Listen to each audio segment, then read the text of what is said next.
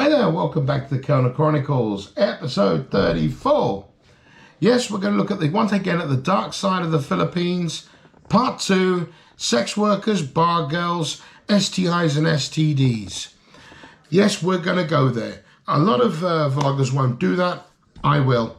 Like I say, this isn't a knock on the Philippines or the Filipino people who happen to be great. This is a video of awareness, a warning, and maybe a chance to save yourself from a worse situation. So if you want to know more, hang around. I'll be back in a mo.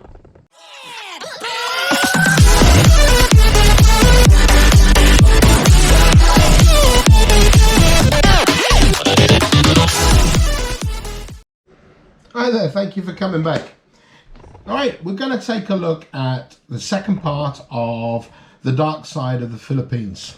Okay, remember this is just an awareness video. It's not here to judge or to slag down or to insult anyone.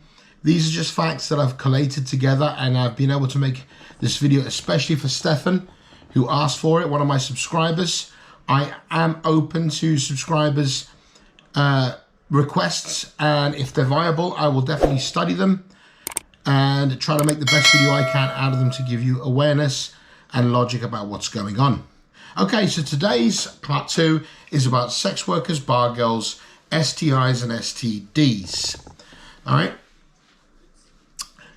Every country has its red light districts, its bar girls, its, for want of a better word, easy lays. I don't really like that because it sounds a bit crude, but it is what it is. Sex industry, basically.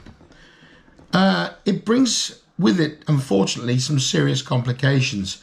I'm sure you're all well aware of it, but we're going to highlight it anyway, because there will be some people who are a little less aware, maybe, perhaps even naive, and I don't mean that in a bad way, but let's be honest, lesser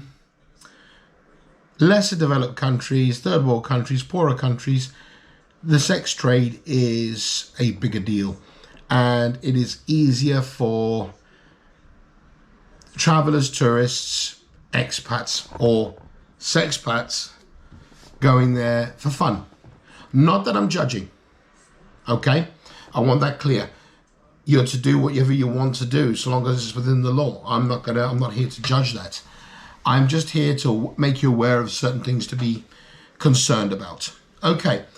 Prostitution, you know, it's not unique to the Philippines. It's the oldest profession, so they say. I think the second oldest is the military. I'm not sure. It is one of the oldest professions, and it does exist in nearly a greater number of countries than there are that don't. And their locations vary in the Philippines. I mean, they are mostly located in places like Angeles, Manila, Baguio, Quezon, Pasay, Iloilo, Puerto Princesa, Cebu, Laguna, CDO, Davao, Zamboanga, and General Santos. But it's not limited to those places only. Breath. Okay, that was difficult. Anytime that tourism increases, the industry flourishes and gets bigger. That's a norm. I mean, obviously, the more fellas that decide to go abroad and decide to drink and have a good time, the more these girls are going to be available, and these guys are going to take advantage. Normal. Right? Once again, no judgment. Bar girls, they are not so much in the prostitution racket, but they are, if you understand what I mean. Bar girls, just like street sex workers, are available for that sort of thing. They see a nice guy, you know, they get a few paces off him, whatever. I'm not saying all bar girls are like that, but some. And I'm not gonna... They've got a reputation of being easy, basically, but I'm not going to disparage that. you know, you in a country like the Philippines, you do what you have to do to survive. And some of the girls enjoy what they're doing. So, like I say, who am I to judge? Then you've got the easy girls, okay? Those will be local girls who frequent these sort of bars. They're not really bar girls. They're local girls, and they're looking to play the game. That may be to find a guy that's generous, and they'll be generous to him, you know, for a few trinkets or whatever, or some cash. You know, they may be given a good time. Sounds bad, doesn't it? And like I say, I'm not trying to judge, but it is there. You know, they will hook up with a guy. Maybe they'll try to meet a guy that will help them out of their financial difficulties by giving them some security and stability, maybe marry them. And there might be guys that marry them. I don't know. I just saying what I've read. So for me, these girls are going to be not only in the Philippines, but everywhere in the world. And it's a standard thing in the Philippines that the girls will look for some sort of stability. Excuse me, I'm just checking my notes. Yeah, I had to create a lot of notes. This is a lot of information. And yeah, like I say, these girls want stability and they want some sort of security, because most of them will come from deprived areas. It seems to be a cultural thing. I'm not saying all Filipino girls do that. No, that's not the case. But some do. What are the consequences of going with these type of girls? The three. The prostitutes, the bar girls, and the easy lays, so to speak. Okay, as I was saying, the consequences of this situation are STDs and STIs. Sexually transmitted diseases and sexually transmitted infections. You know, this is commonplace in this sort of situation. Sex workers in the sex industry, it happens to be quite a definitive thing. How does it affect people? Well, as travelers and visitors to the Philippines, you're going to see a lot of these girls. They're going to be attractive to you.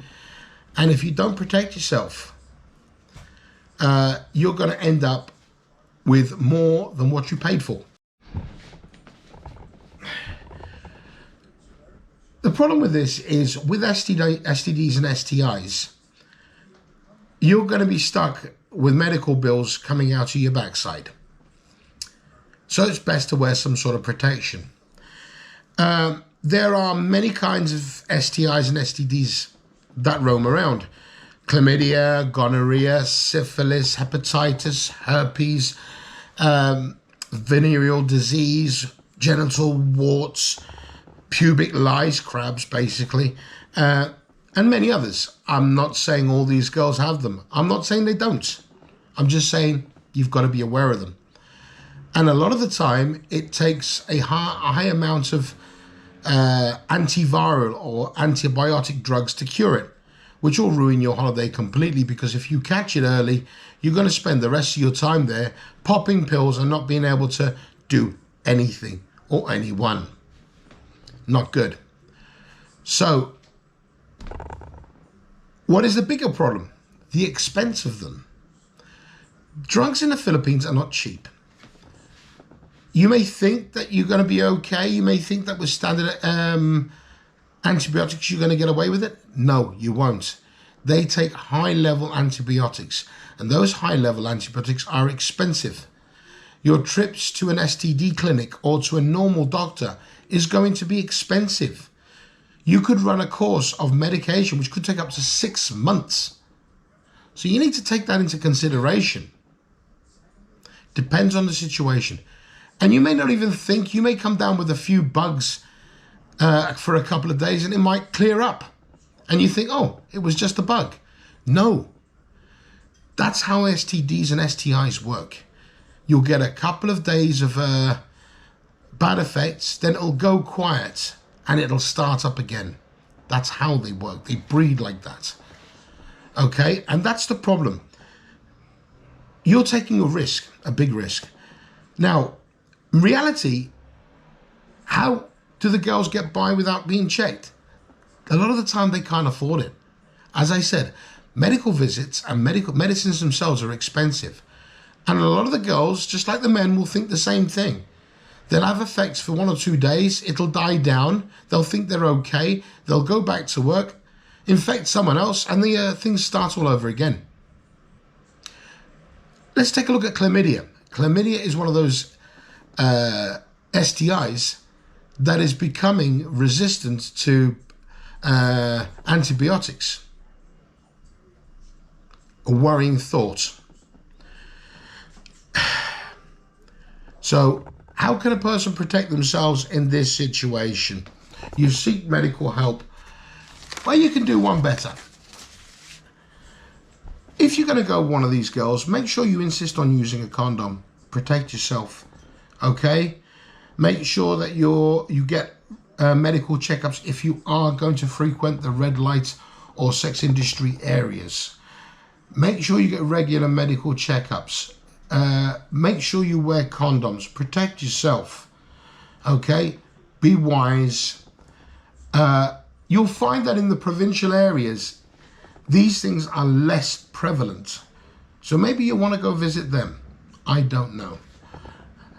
But we know that they're less prevalent. They may be there, but not in such great numbers. And remember, AIDS is, though it's more treatable now, HIV and AIDS is very prevalent in the areas that I mentioned. I've checked the numbers, they are there. Okay, in the last year, not so much. Why? Because we've had COVID and everything's been locked down, but it is there. But if you ever do use the red light area, my golden rule is don't be silly, cover your willy. Okay, guys, that's it from me at the Calendar Chronicles. If you enjoyed the video, please put a thumbs up. If you can, like, share, and subscribe. Share with your friends. Let them know I'm here to give any advice. And if you have any more ideas for a video, please let me know, and I'll try to get them sorted for you. Okay, me, Perry at the Calendar Chronicles. Once again, thank you for stopping by, and we'll see you again soon. Bye-bye now.